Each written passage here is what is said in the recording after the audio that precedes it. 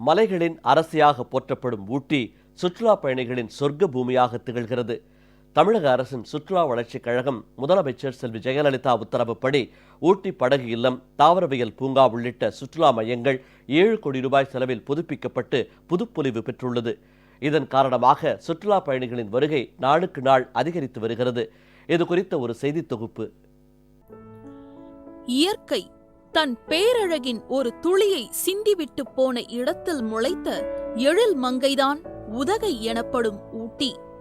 பழந்தமிழரின் வாழ்க்கை முறையை பொறுத்தவரை மலையும் மலையைச் சார்ந்த குறிஞ்சி நிலப்பகுதியாக அடிக்கோடிடப்பட்டு காட்டப்படும் நீலகிரி மாவட்டத்தில் மலைகளால் சூழப்பட்டு அழகென்ற மலர்களால் ஆளப்படும் குளிர் தேசம் ஊட்டி. சாதாரண கண்களாலும் கேமரா என்ற சாதனத்தின் கண்களாலும் ஒவ்வொரு முறை பார்க்கும் போதும் புது அழகு ஒன்று தென்படுவது போலவே தெரிகிற ஊட்டி சுற்றுலா பயணிகளின் சொர்க்க பூமியாக திகழ்கிறது. ஆங்கிலேயர்களின் காலனி ஆதிக்கம் இந்தியாவுக்குள் காலூன்றிய பிறகு திப்பு சுல்தானின் மைசூர் சமஸ்தானத்தை அலங்கரித்துக் கொண்டிருந்த உதகமண்டலம் ஆங்கிலேயர்களின் கைக்கு தாவியது. குளத்தில் வளைந்து நெளிந்து செல்கின்ற கெண்டை மீனைப் போல சாலையின் கொண்டை ஊசி வளைவுகள், கொட்டி கிடக்கும் இயற்கை எழிலை மனதாலும் கண்களாலும் தட்டி பறிக்க மலை ரயில் என ஊட்டியின் உலகறிந்த பெருமைகளை சொல்லிக்கொண்டே போகலாம்.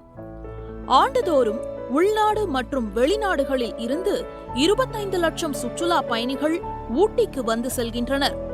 சுற்றுலா பயணிகளை மகிழ்விக்க ஏப்ரல் மே மாதங்களில் மலர் கண்காட்சி, காய்கறி கண்காட்சி, பழ கண்காட்சி, ரோஜா கண்காட்சி, கோடை விழா என களை கட்டுகிறது ஊட்டி. முதலமைச்சர் செல்வி ஜெயலலிதாவின் அயராத உழைப்பு காரணமாக அனைத்து துறைகளிலும் தமிழகம் முன்னிலை மாநிலமாக திகழ்ந்து வருகிறது. அதன் ஒரு பகுதியாக தமிழக சுற்றுலாத்துறையும் தனது சேவையை தடையின்றி வழங்கியுள்ளதால் ஏற்கனவே அழகு படைத்த ஊட்டி மேலும் புது பொலிவு பெற்றுள்ளது. முதலமைச்சர் செல்வி ஜெயலலிதா உத்தரவுப்படி உதகை படகு இல்லத்தில் 4 கோடி ரூபாய் செலவில் வாகன நிறுத்துமிடம், நடைபாதை, பார்வையாளர்கள் மாடம், படகுகள் நிறுத்தும் தளம், கழிப்பறை, பூங்கா, சிறு வியாபாரிகளுக்கு 25 விற்பனை அங்காடி போன்றவை அமைக்கப்பட்டுள்ளன. தொட்டபெட்டா, தாவரவியல் பூங்காவில் உள்ள சிற்றுண்டி மையம் ஆகியவை 40 லட்சம் ரூபாய் செலவில் புனரமைக்கப்பட்டுள்ளன.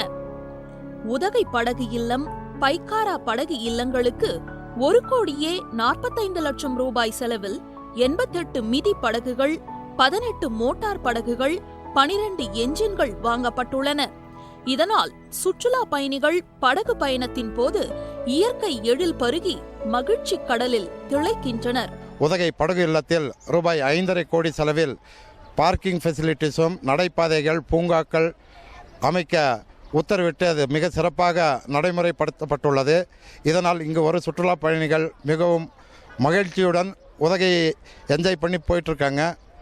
இதனால் சுற்றுலாத்துறையை நம்பியுள்ள உதகை வாழ் மக்களுக்கு வருமானமும் கூடியுள்ளது.